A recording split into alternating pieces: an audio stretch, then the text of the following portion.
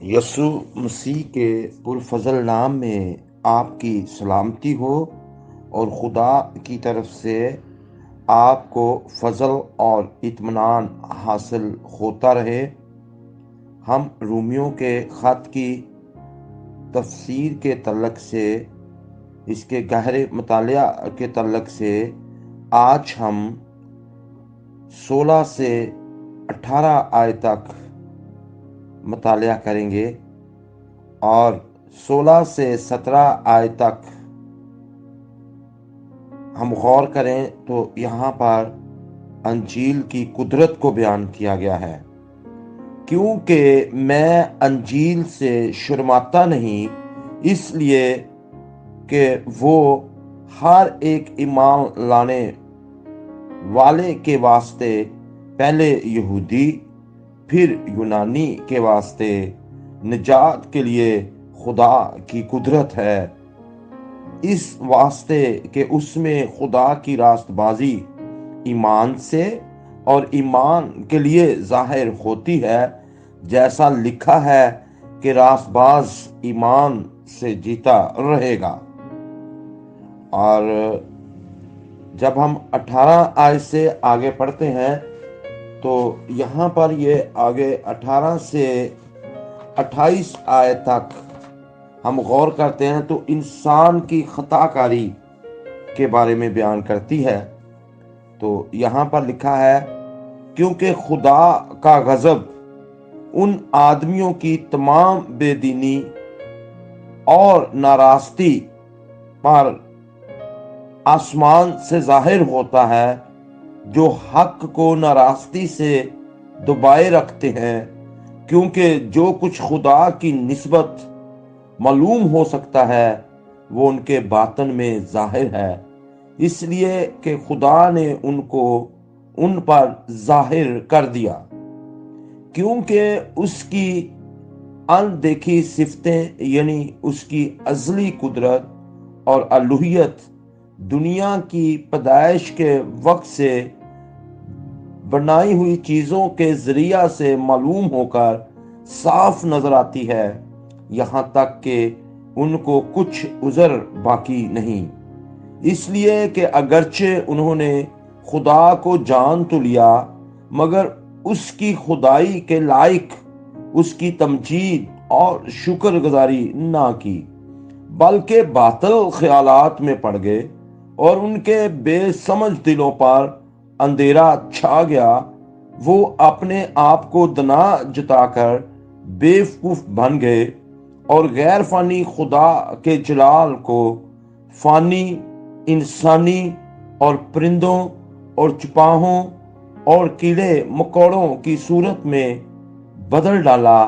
اس واسطے خدا نے ان کے دلوں کی خواہشوں کے مطابق انہیں ناپاکی میں چھوڑ دیا کہ ان کے بدن آپس میں بے حرمت کیے جائیں، اس لیے کہ انہوں نے خدا کی سچائی کو بدل کر جھوٹ بنا ڈالا اور مخلوقات کی زیادہ پرستش اور عبادت کی، یہ بنسبت اس خالق کے جو ابد تک مموت ہے، آمین۔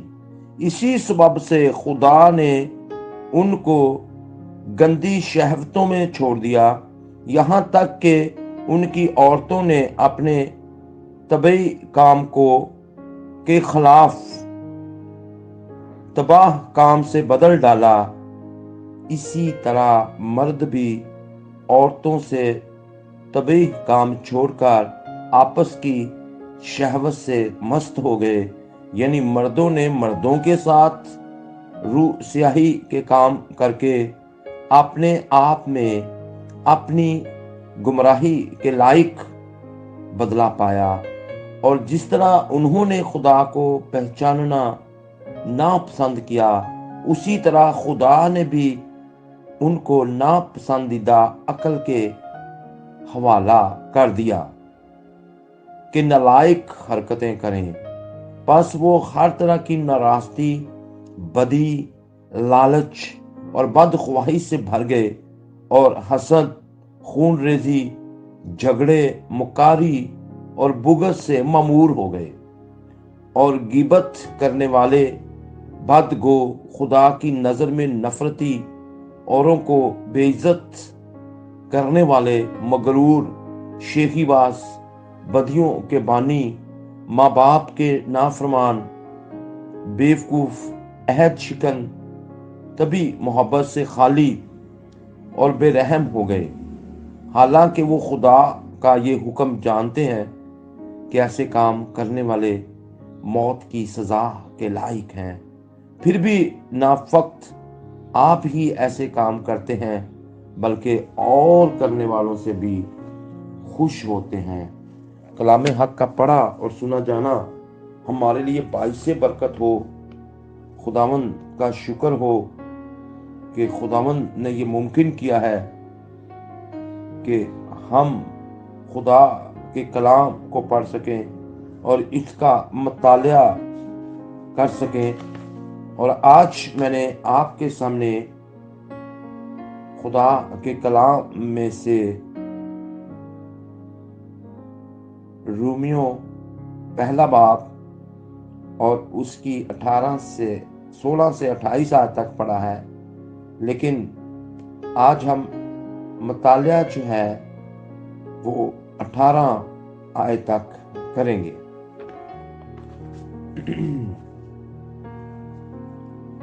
तो हम गौर करते हैं यहाँ पर पौलुस रसूल रासबाज ठहराए जाने के बारे में तवील गुफ्तगू शुरू करता है और गैर कौम और दुनिया की अफसोसनाक और काबिल रहम हालत का नक्शा पेश करता है, क्योंकि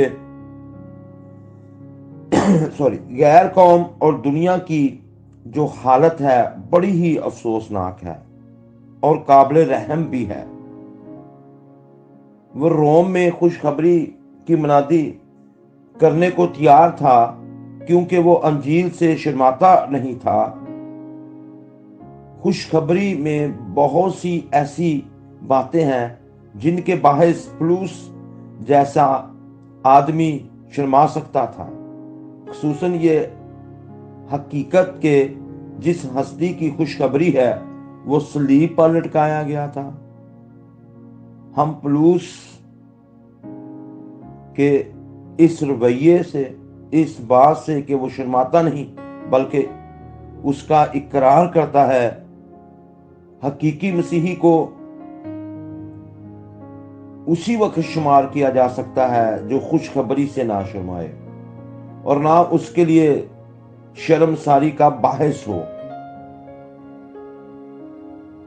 और हम इस पर गौर करते हैं, आयत 16 और 17 पर हम पर इंकशाफ करता है कि मकसद ईमानदारों की निजात है।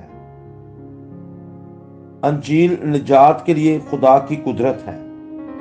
पौलुस अंजील से शर्माता नहीं, ये हमें निजात की राह दिखाती है और ये खुदा की कुदरत के वसीला से है।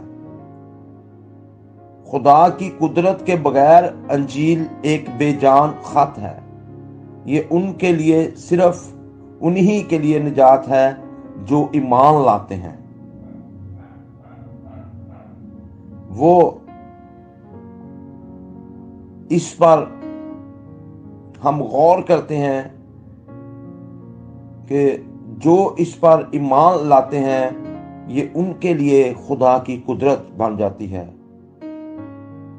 दवा तैयार हो मगर बीमार उसे ना खाए तो वो शिफा नहीं देगी। बीमार दवाई ले आता है और उसको लाकर शेल्फ पे रख दे और ना खाए, वो मेडिसिन उसकी जिंदगी पर असरअंदाज नहीं हो सकती। इसी तरह ये यहाँ पर अंजील के बारे में बताते हैं।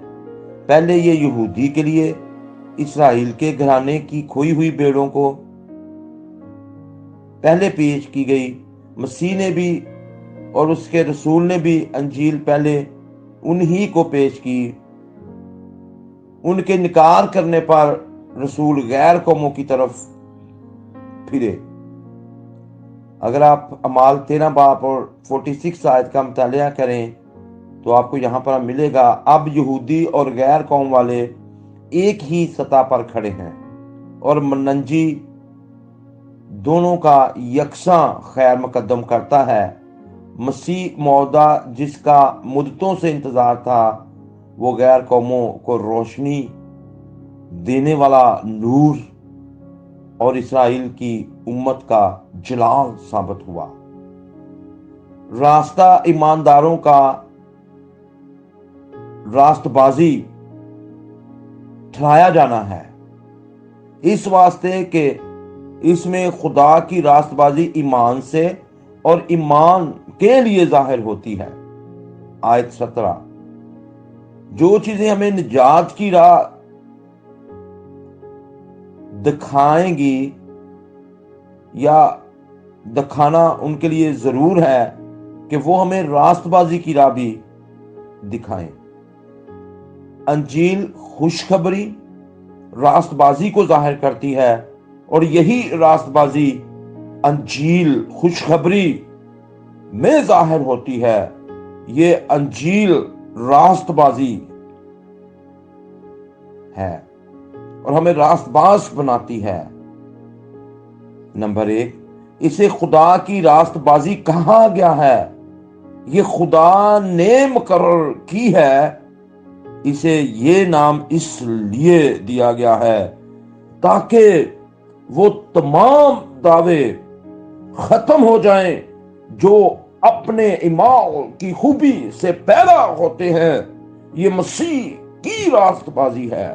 نمبر 2، مسیحی زندگی کو شروع کرنے اور اسے ترقی دینے دونوں میں ایمان ہی سب میں سب کچھ ہے۔ یہ ایمان بڑھاتا ہے، جاری رکھتا ہے اور ثابت قدم رکھتا ہے، یہ ثابت کرنے کے لیے کہ یہ کوئی نئی اور جدید تعلیم نہیں ہے۔ پولس نے پرانے عہد نامہ کا مشہور نوشتہ یہاں پر دہرایا ہے کہ راست باز ایمان سے جیتا رہے گا۔ ایمان سے راست باز ٹھہرنے کے باعث وہ فضل کی زندگی اور جلال کی زندگی دونوں میں جیتا رہے گا۔ یہ ہے انجیل راست بازی جو ایمان سے ایمان کے لیے ہے، جو پرانے عہد نامہ کے آنے والے مسیح پر ایمان سے نئے عہد نامہ کے آ چکے مسیح پر ایمان تک پہنچتا ہے۔ اس دعویٰ کا ثبوت راست باز ٹھہرایا جانا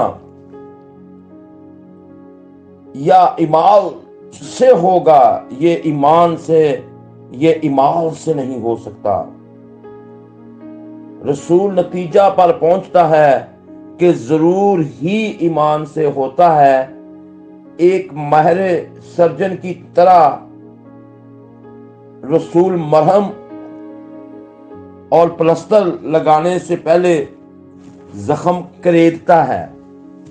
پہلے وہ گناہ اور غضب کے بارے میں قائل کرنے کی کوشش کرتا ہے اور پھر نجات کا راستہ دکھاتا ہے۔ اس طرح خوشخبری بہت قابل قبول ہو جاتی ہے۔ عمومی لحاظ سے خدا کا غضب ظاہر ہوتا ہے۔ فطرت کی روشنی اور شریعت کی روشنی گناہ پر اور گناہ کے لیے خدا کے غضب کو ظاہر کرتی ہیں۔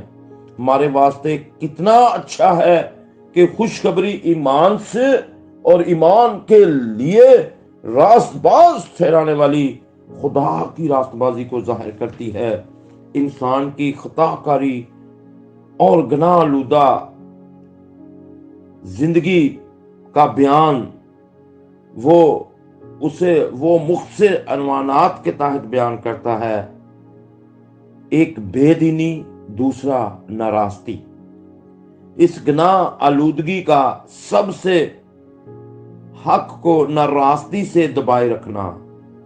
انہیں نیکی اور بدی میں فرق کا کچھ تصور تو تھا، کچھ سمجھ تو تھی، لیکن انہوں نے حق کو اسیر یا कैदी बना दिया ताकि उन पर असर ना करे, बल्कि नारास्त शरीर दिल वो तह खाना या काल कोठरी है जिसमें बहुत सी सच्चाइयां और रास्ते को बंद बल्कि दफन कर दिया जाता है। इसके खिलाफ खुदा की नाराजगी, खुदा का गजब आसमान से जाहिर होता है, ना सिर्फ तहरीरी कलाम में बल्कि उसकी परवरदिगारी के कामों में गुनाहगारों पर आफतें नाज़िल करने में भी जाहिर होता है। ये हम जैसे किसी इंसान का गुस्सा और कहर नहीं बल्कि आसमान से जाहिर होता है, इसलिए ज्यादा हौलनाक है। कलाम हक का पढ़ा और सुना जाना हमारे लिए बाहिस बरकत हो, खुदावंद का शुक्र हो।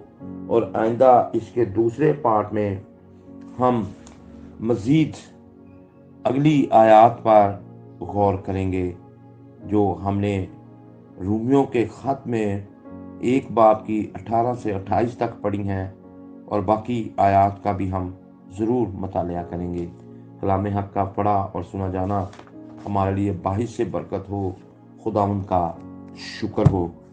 ऐ इस्मानी बाप, मैं एक एक के लिए जो आज के इस कलाम को सुने उसके लिए बरकत चाहता हूँ, फजल चाहता हूँ कि वो कलाम के गहरे भेदों को समझे और हक को नाराजगी से न दबाए रखे, क्योंकि शरीर दिल एक काल कोठरी है जो हकीकत को बंद रखती है।